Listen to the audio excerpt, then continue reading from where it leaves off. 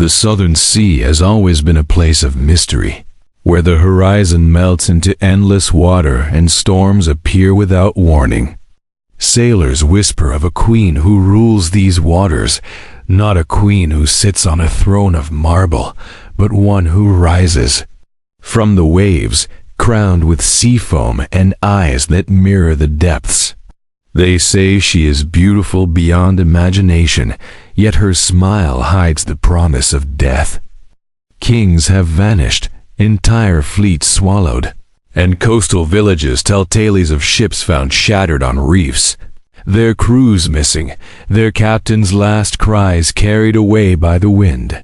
On calm nights, fishermen speak of a figure gliding across the water, her long hair trailing behind like seaweed, singing a melody that draws the arrogant and the greedy to their doom.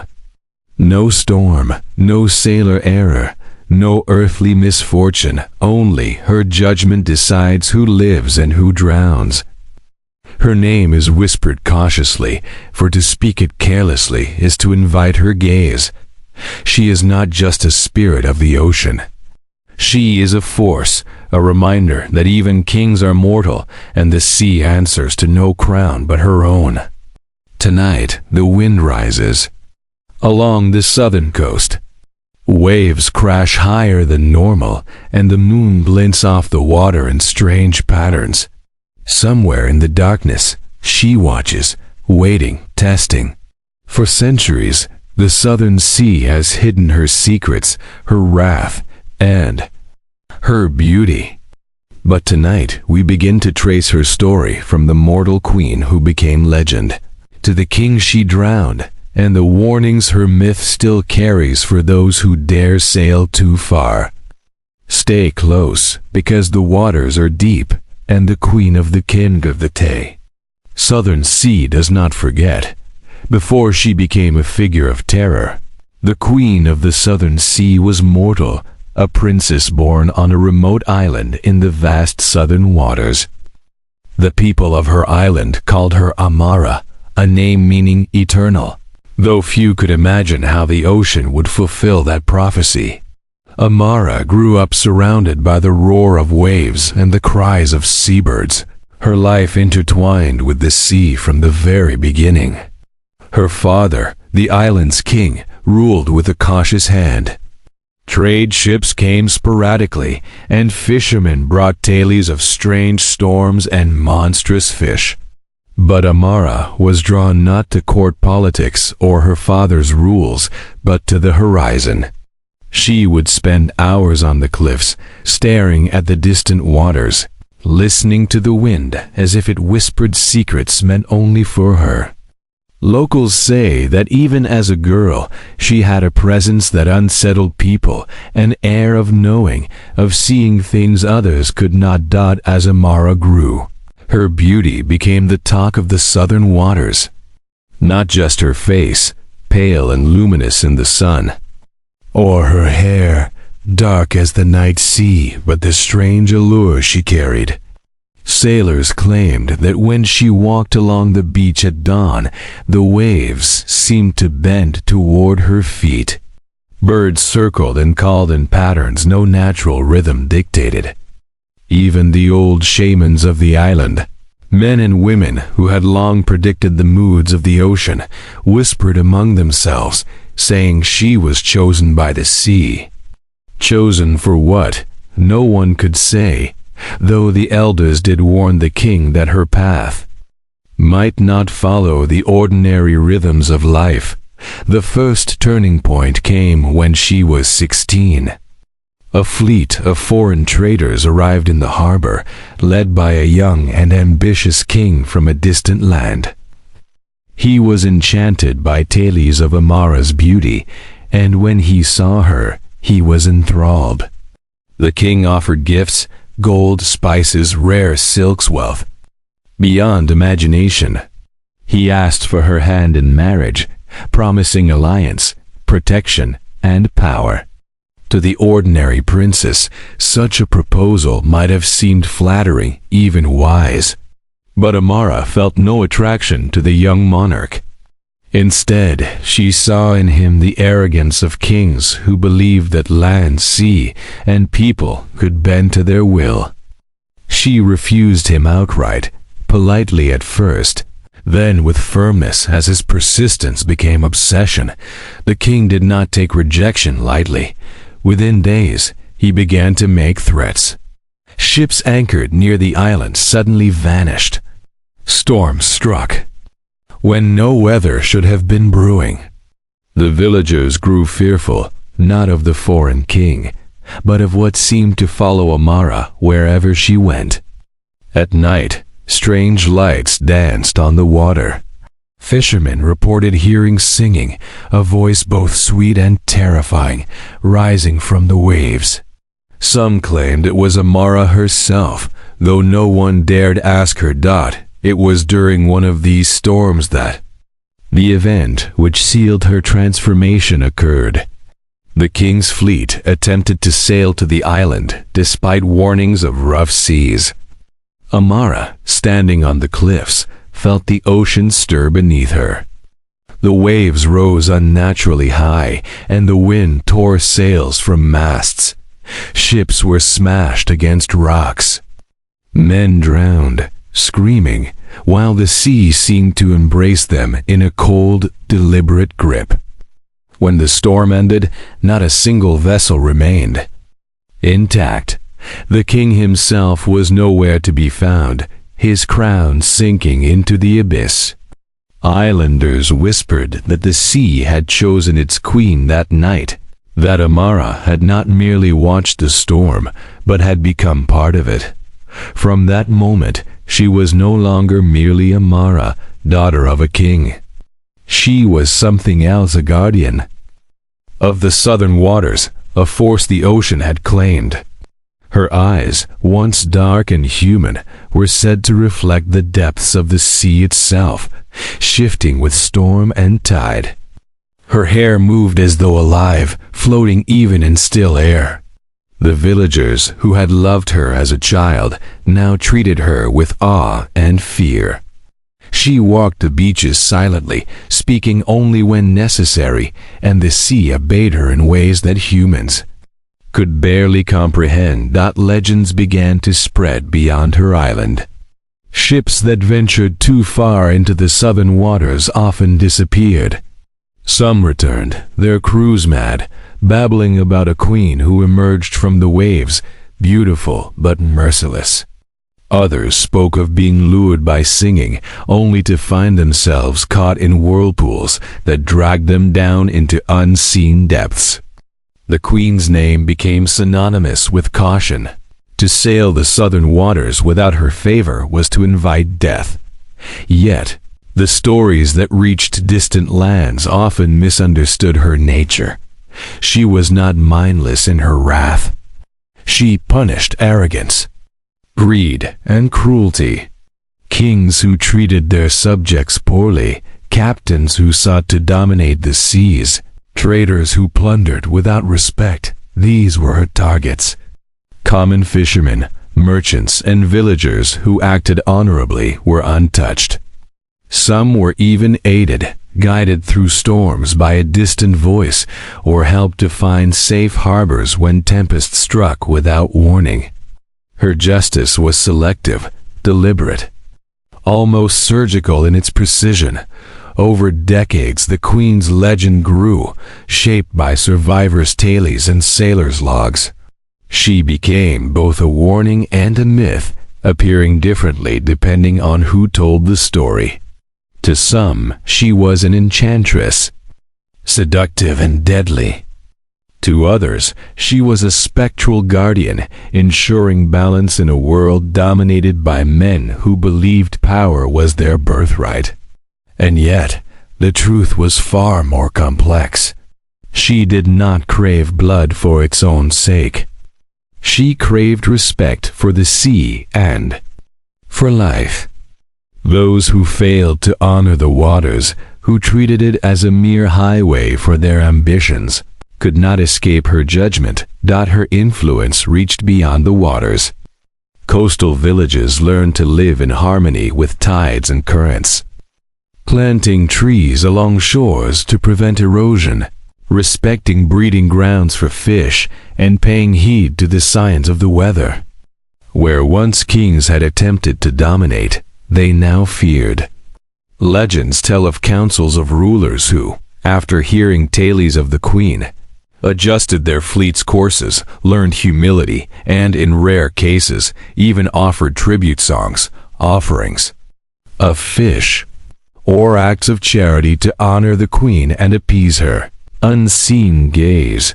Amara's story was carried further by those few sailors who survived encounters with her. One account speaks of a captain whose ship was caught in a sudden storm. Lightning struck the mast, and the waves seemed to claw at the deck. In desperation, he called out to the queen, not with arrogance, but with respect and a plea for mercy. The storm subsided immediately, and when dawn came, his vessel was intact, floating far from danger.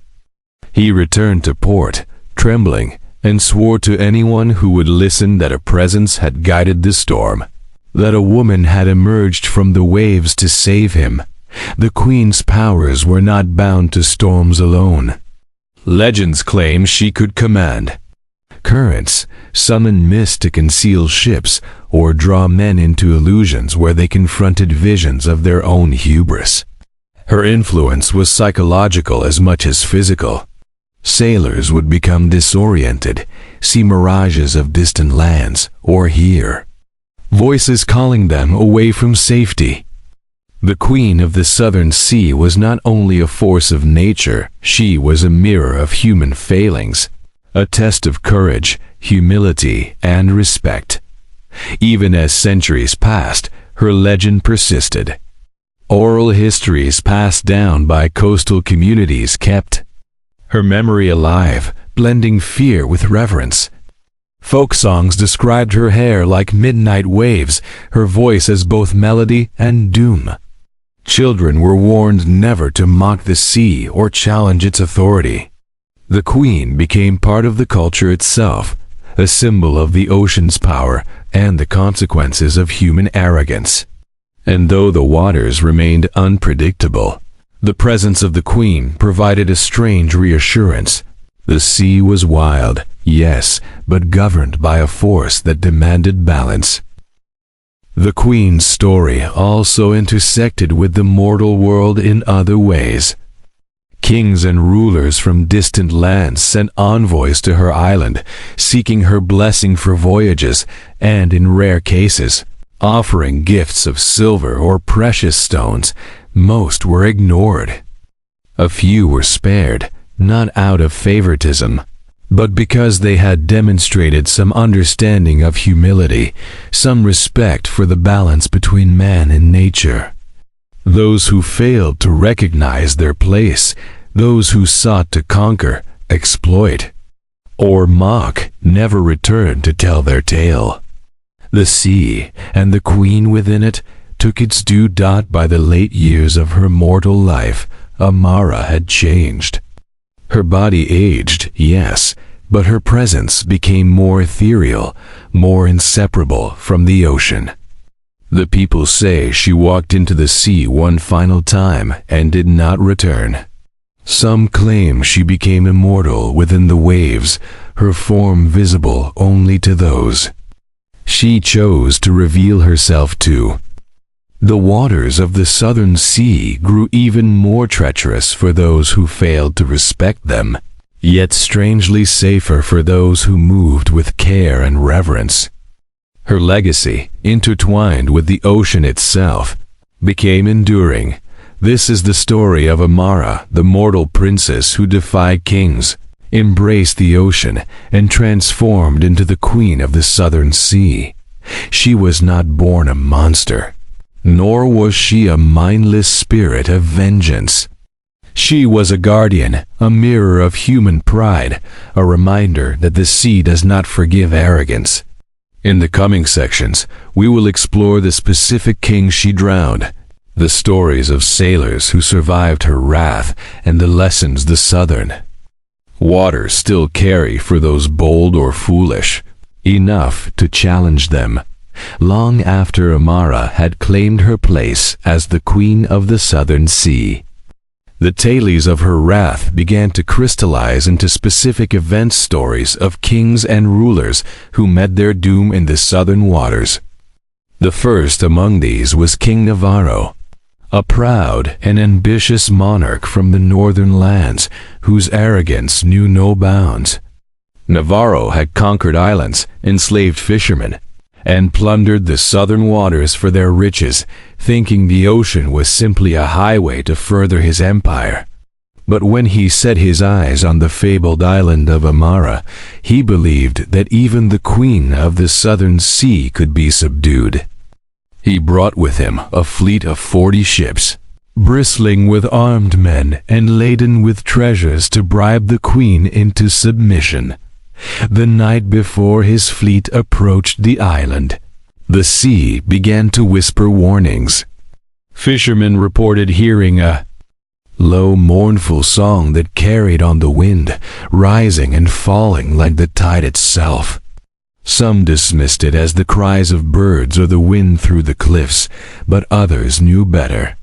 They had heard the song before. They had heard the call of the Queen, and those who understood its meaning fled to safer harbors. Navarro, blinded by ambition, ignored the signs. As dawn broke, he ordered his fleet into the waters near the island. The sea seemed calm at first, almost inviting. But the waters, under the Queen's command, had other plans. Without warning, enormous waves rose like walls of liquid stone. The fleet was thrown into chaos. Ships collided with one another, masts splintered, and men were swept overboard by the unforgiving currents. Amid the chaos, a figure emerged from the waves, tall and radiant, her hair flowing like dark water, her eyes gleaming with an unnatural light. Navarro claimed later, in the fragmented accounts of survivors, that she had smiled at him before the sea opened to swallow his flagship whole. He never emerged, and the remaining ships were driven to retreat, shattered and haunted by the encounter. The next king to fall into her grasp was King Soren of the Eastern Isles, a man notorious for his cruelty. Soren had built his reputation on conquest and fear, subjugating neighboring islands to expand his dominion. He heard of the Queen's power and dismissed it as mere superstition. "No woman," he reportedly said, "can command the sea as if it were her servant." Determined to prove his strength, Soren sailed south with 20 vessels, each packed with soldiers and weapons. But the Queen was no mere mortal, and the ocean itself seemed to anticipate every maneuver. As Soren's fleet neared her domain, the waters grew dark, thick with mist and shadow dot. Then came the whispers. The sailors spoke of seeing illusions of their own homes' wives weeping, children calling for them, drawing men from the deck into the water. Others reported visions of treasures beyond imagination, shining beneath the waves, only to vanish when grasped. Soren, obsessed with capturing the Queen, pressed forward, ignoring the increasingly panicked cries of his men. One by one, the ships were dashed upon hidden reefs or pulled under by whirlpools that appeared out of nowhere. Soren himself was last seen clinging to the bow of his flagship, reaching toward a figure emerging from the waves before he too vanished. Not all her victims were kings by birth, but all were rulers in their own right, men who believed power granted immunity. There was also King Alaric, whose ambitions were fueled by greed rather than cruelty. Alaric sought a legendary gem rumored to lie on the ocean floor, a treasure said to be guarded by Amara herself. Determined to claim it, he hired divers and constructed a specialized ship designed for underwater recovery. But the queen's domain was not a place for human contrivance. Alaric's divers returned with strange tales, visions of a radiant woman moving gracefully among the fish, beckoning them deeper into dark caverns where air ran thin and currents threatened to crush them. Those who followed her gaze were lost forever. The ship itself, though equipped with innovations beyond its time, was dragged into a sudden whirlpool and disappeared, leaving only the cries of the wind and the waves as testament to Alaric's folly. Amara's methods were not uniform. Some kings perished through direct violence, the crushing of hulls against rocks, the tearing of fleets by currents. Others succumbed to illusion and manipulation, trapped by visions of their own desires, arrogance, or guilt. It is said that the queen understood the minds of those who challenged her. She knew pride, greed, lust for power, and cruelty intimately, and each king met an end tailored to their transgressions. To witness her wrath was to see the sea itself become a mirror, reflecting not the world as it is, but the world as the queen judged it should be. Survivors of these encounters became both witnesses and chroniclers, their testimonies adding layers of complexity to the legend. They spoke of nights where the ocean glowed with phosphorescent light, revealing the queen's silhouette as she moved silently beneath the waves. They recounted storms that rose without warning, perfectly timed to intercept ships attempting to flee. Sailors described hearing the queen's song, not merely as a warning, but as a call, drawing attention to hidden dangers or tempting them into traps. Some said the song was beautiful, almost hypnotic, capable of bending the will of men, but always carrying an undertone of doom, a warning that the sea claimed what it would. There were instances of mercy as well. Kings who approached her with humility, who acknowledged the ocean's power rather than attempting to dominate it, sometimes returned. One such king, whose name has been lost to time, reportedly offered gifts of sustenance for coastal communities and pledged to respect the waters. He sailed past her domain without incident, his fleet intact, guided safely by the currents as if the queen herself had turned them away from danger. His story became a lesson for others. The queen was not a mindless force of destruction, but a judge meting out consequences with precision. Over time, the stories of her victims began to merge with oral traditions, folk songs, and the accounts of coastal villagers. Each tale was a warning and a lesson, emphasizing that the sea could not be bargained with, nor could its guardian be challenged without reverence. Even kings who never directly encountered her lived in fear, their ambitions tempered by tales of fleets swallowed by waves, ships crushed against reefs, and visions that drove men mad. The Queen of the Southern Sea became a figure not just of legend, but of strategy and caution in the minds of rulers. As centuries passed, the Queen's influence expanded beyond the immediate southern waters.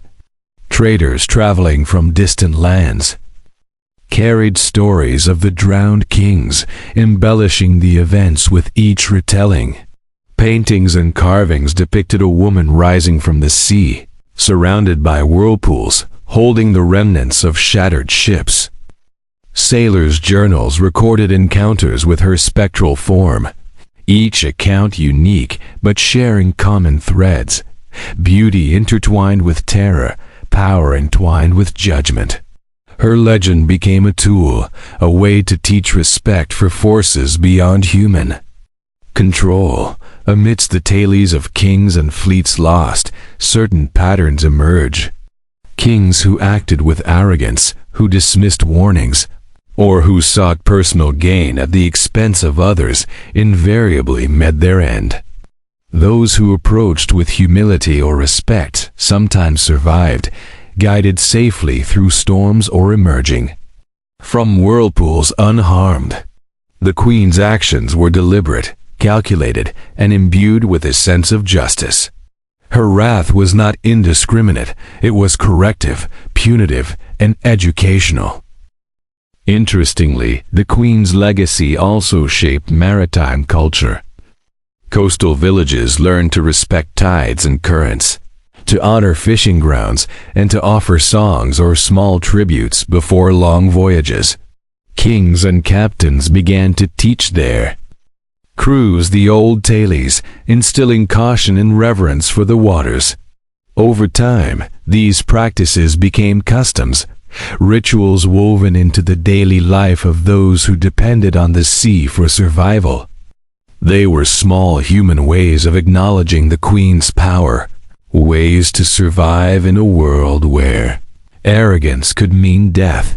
Among the most haunting accounts are those of the so-called last kings of the southern waters, monarchs who attempted to challenge the queen even centuries after her first acts of vengeance. These accounts speak of fleets sailing into storms that should not exist, men witnessing visions of monstrous sea creatures and radiant women, and ships disappearing with no trace. Survivors often emerged changed, haunted by the memory of eyes that seemed to peer into their very souls. The queen's judgment was not only physical but psychological, a test of courage, humility, and respect. Through it all, the queen herself remained an enigma. Was she still mortal, living within the waves? Had she become immortal, a spirit of judgment bound to the ocean? Was she aware of the thousands of stories told of her, or did she act purely on instinct, a force of nature interpreting human arrogance? These questions persisted, fueling legends that traveled across islands and continents. Even today, the Queen of the Southern Sea exists as both myth and cautionary tale, a reminder that pride and hubris can be fatal, and that nature, embodied in her form, cannot be defied without consequence. Thus, the tales of the drowned kings are more than mere legends. They are moral fables, warnings encoded in the memory of the sea and the minds of those who sail upon it. Each king who met his fate serves as a story for future generations. Respect the waters, respect the life within them, and never assume that power makes you invincible. The Queen of the Southern Sea watches, and the ocean obeys her command. 2. Ignore her is to risk vanishing beneath waves that are not merely water, but judgment incarnate. The stories continue, passed from sailor to sailor, from island to island, each retelling reinforcing the mystique and terror of the Queen. And while many ships sail safely past her waters, every mariner carries the whispered fear of what lies beneath, the song, the currents, and the eyes of the Queen, who judges all who dare challenge the Southern Sea. Long after the tales of drowned kings spread through the islands and coastal settlements, the Queen of the Southern Sea became more than a legend. She became a living presence in the minds of those who sailed her waters. It was not only the kings who suffered under her wrath. Even survivors of her encounters carried scars that went far beyond the physical.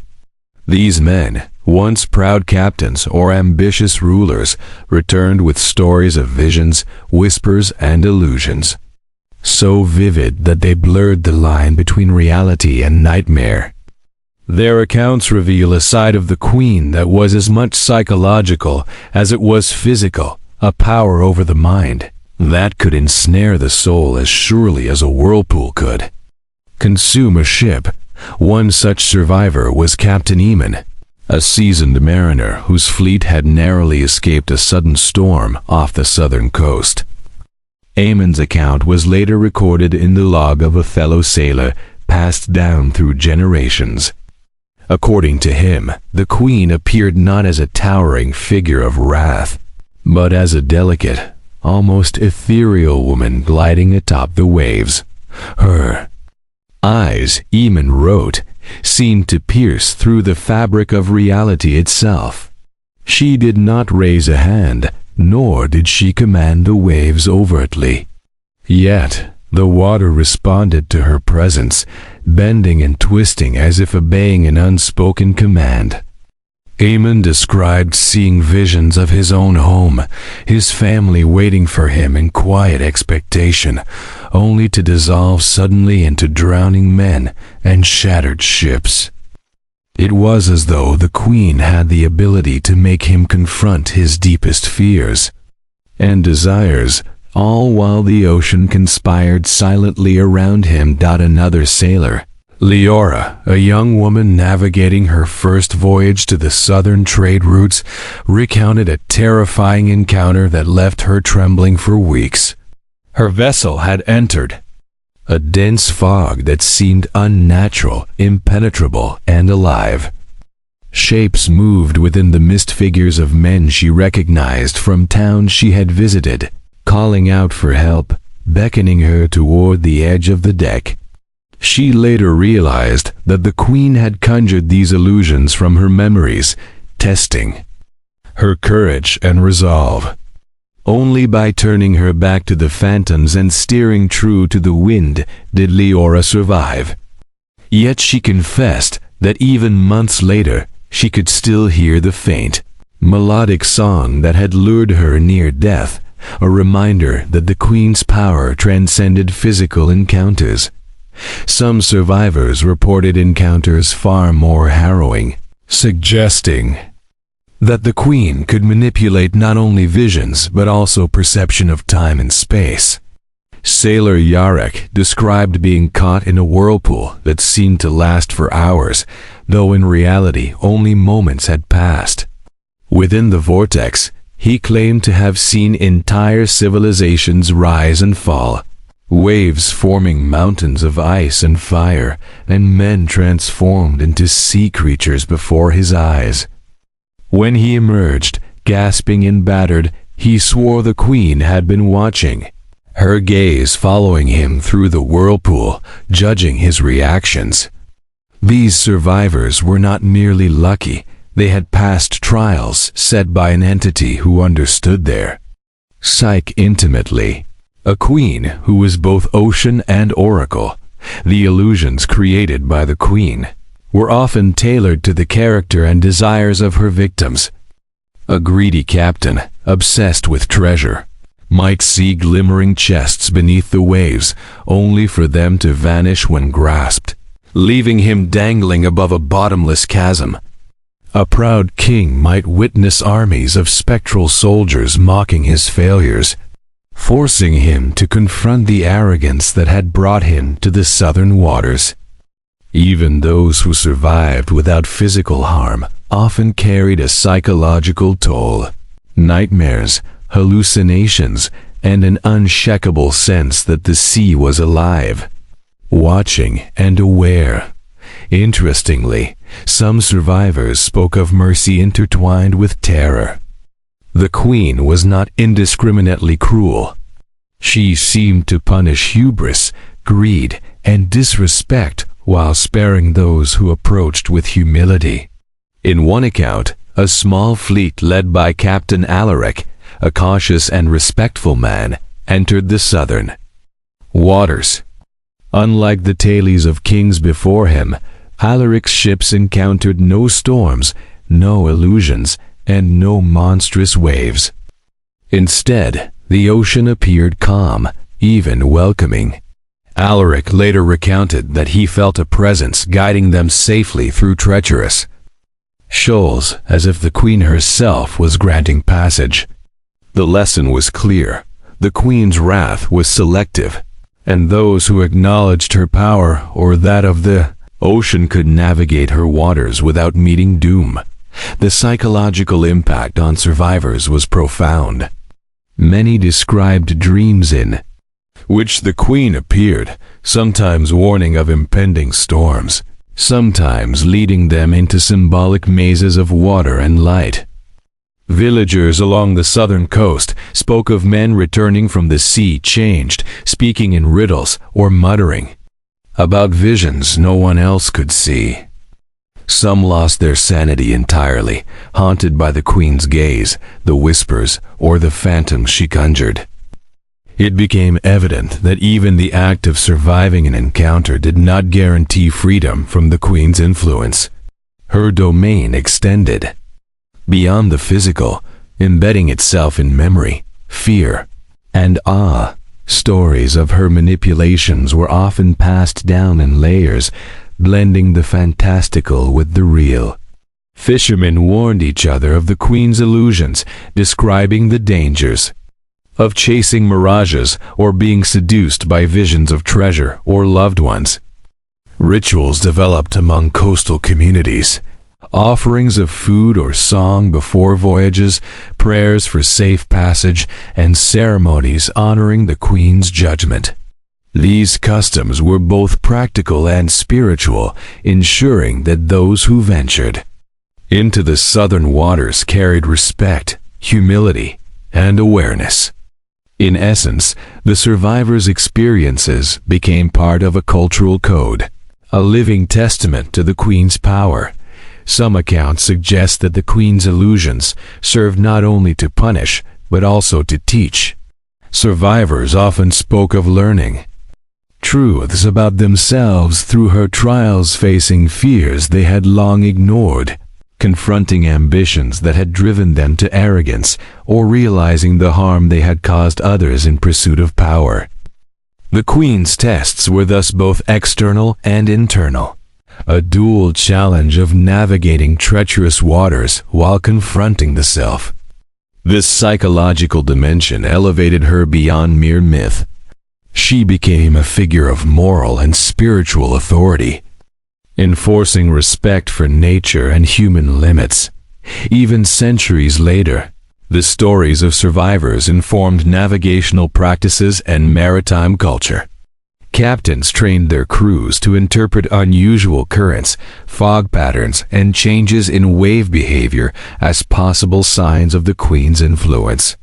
Tales of illusions and phantoms became part of oral teaching, ensuring that young sailors grew up understanding that the sea was not just a resource but a living entity with memory, judgment, and power. Moreover, some scholars of folklore argue that these stories reflect human understanding of natural phenomena through narrative.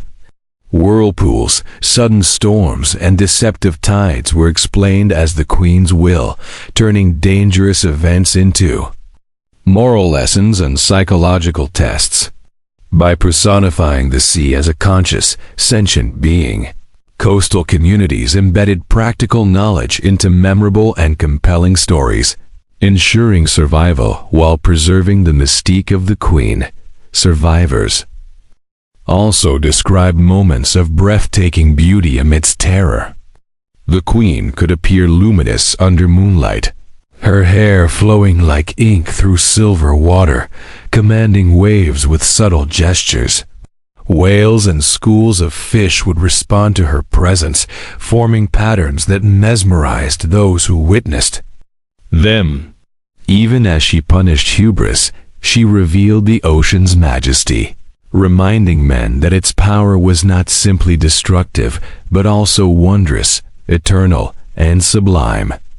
It is perhaps this duality, terror and beauty, wrath and mercy, that has kept her legend alive for generations. In essence, Section 4 reveals that the Queen of the Southern Sea is not merely a destroyer of kings, but a master of psychological dominion.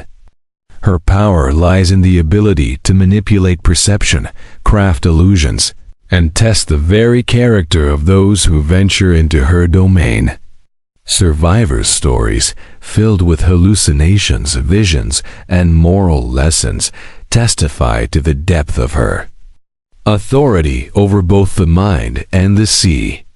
The legends convey a warning: arrogance, greed, and disrespect will not go unpunished, but humility, courage, and reverence may allow passage through perilous waters.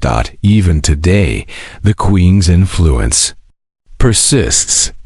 Sailors still whisper her name when the southern winds rise, and coastal communities honor rituals meant to appease her.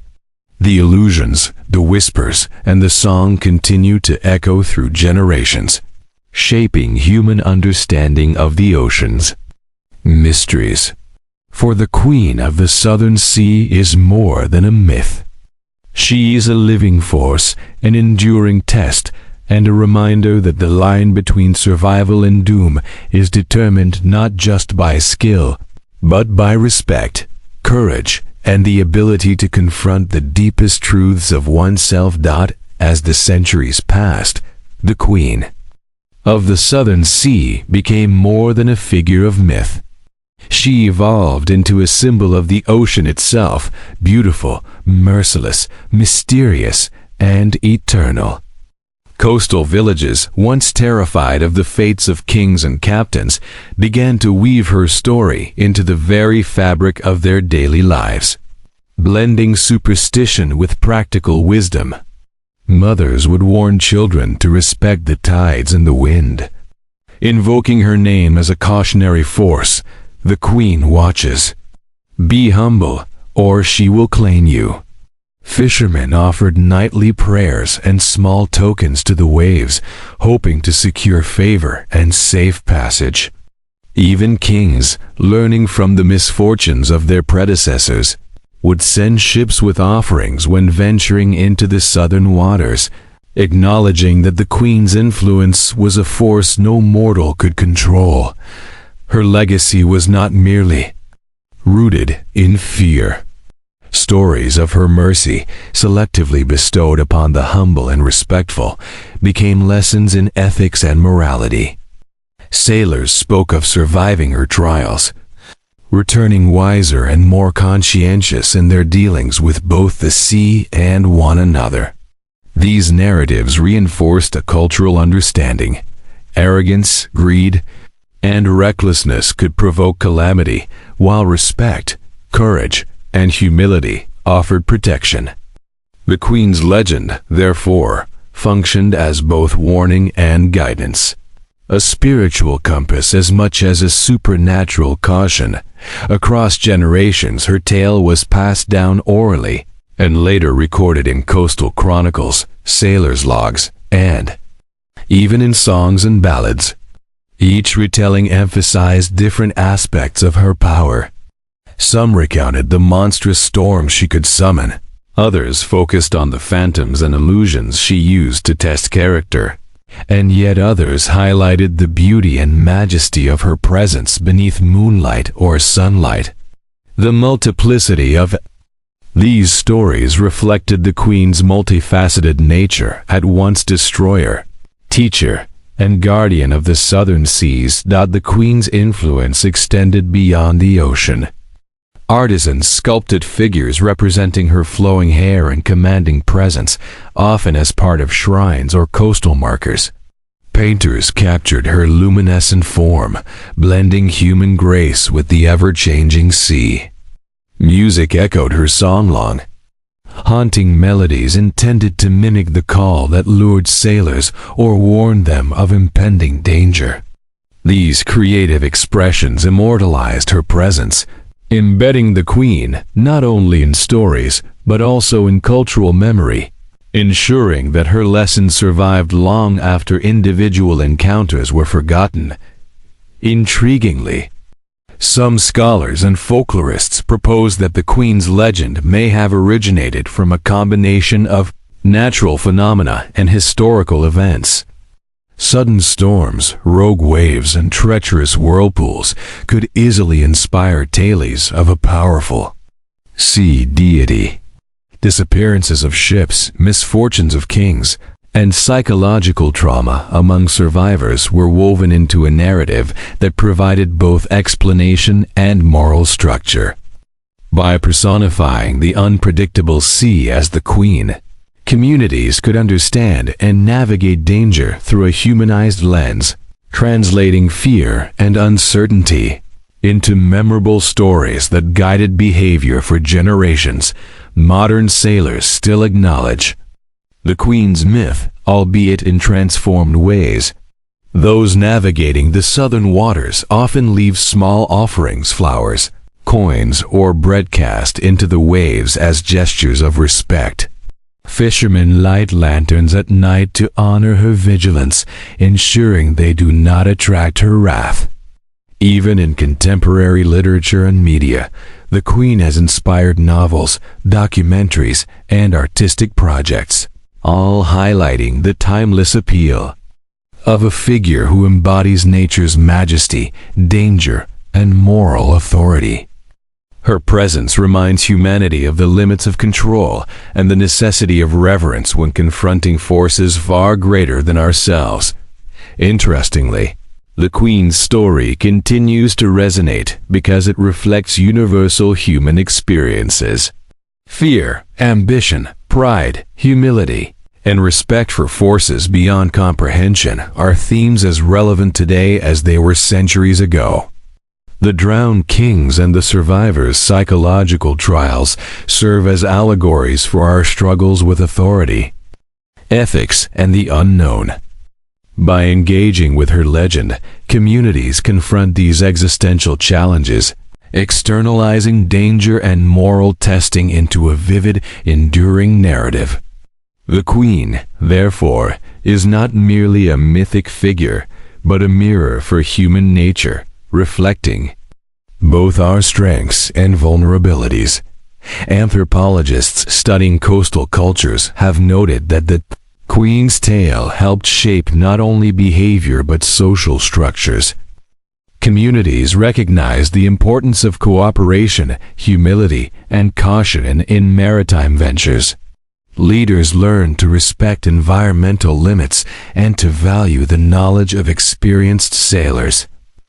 Cultural practices, from communal offerings to rituals before voyages, reinforced social cohesion, linking survival at sea with ethical behavior on land. Through this lens, the Queen's influence extends beyond mythology. Her legend contributed to practical strategies for life, governance, and maritime safety. Even in contemporary culture, echoes of the Queen persist. Sailors recount tales of strange, luminescent figures appearing on waves at dusk, invoking the Queen's presence. Writers draw upon her story to explore themes of mortality, hubris, and the intersection between humanity and nature. Her image, half human, half sea, appears in films, animations, and illustrations, capturing imagination while honoring the original legends. Through these reinterpretations, the Queen of the Southern Sea remains alive, continually adapting to the needs and fears of each new generation while retaining her core essence. A sovereign force whose judgment is absolute, whose power is both terrifying and beautiful, and whose lessons endure beyond mortal lifetimes. The Queen's legend also serves as a cultural anchor, a point of identity for coastal populations who have long relied on the sea for survival.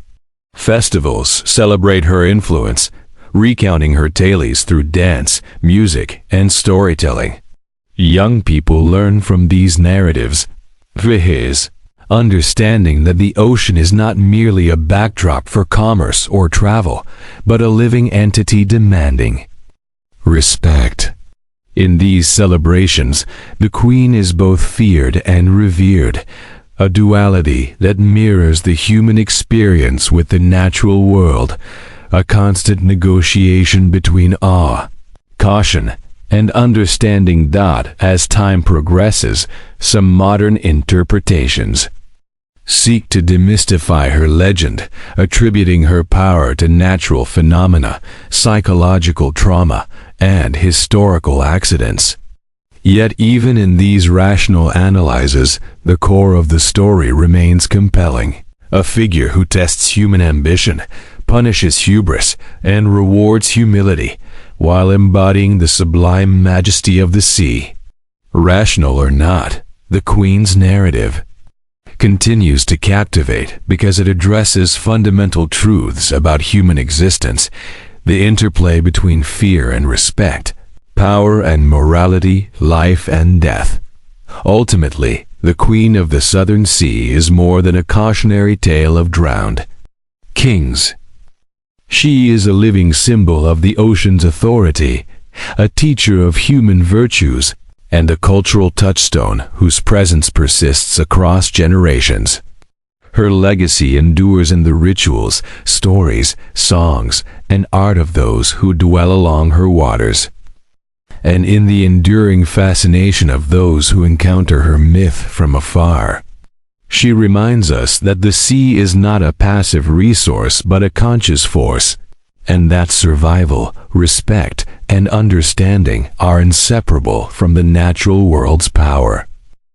Even now, as ships sail the southern waters, tales of the Queen echo across waves and in whispered warnings. Her song, her gaze, and her illusions persist, not merely as stories of terror, but as profound reminders of humanity's place in the natural order. The Queen's dominion is eternal, her judgment honoring, and her legacy secure. Kings may drown, captains may falter, but the legend of the Queen of the Southern Sea continues to thrive, flowing like the very current she commands, timeless, powerful, and inspiring through this enduring legend. Humanity remembers, the sea is alive, the Queen is ever watchful, and respect for forces beyond comprehension is not merely prudent, it is essential for survival. And so, as the waves crash against the southern shores, the Queen of the Southern Sea reigns eternal, a myth, a moral force, and a majestic presence that ensures the stories of kings, sailors, and ordinary folk alike are never forgotten.